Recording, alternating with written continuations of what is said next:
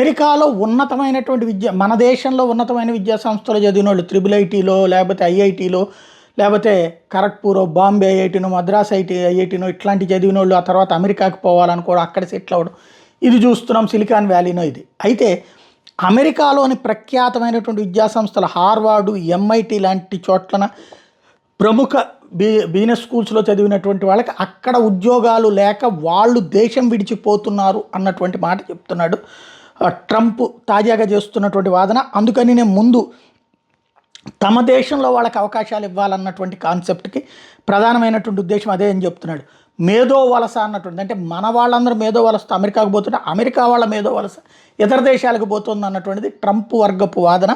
దాన్ని హైలైట్ చేస్తూ ఉన్నటువంటి సందర్భము ట్రంప్ ఏం చెప్తున్నాడు అన్నటువంటిది వాళ్ళ పార్టీకి సంబంధించినటువంటి వాళ్ళు హైలైట్ చేస్తూ మేధో వలసను అరికట్టడం కోసమనినే అమెరికన్స్ని అమెరికాలోని ఉద్యోగాలు చేసేలాగానే ఏర్పాట్లు చేస్తున్నాడని చెప్తున్నారు.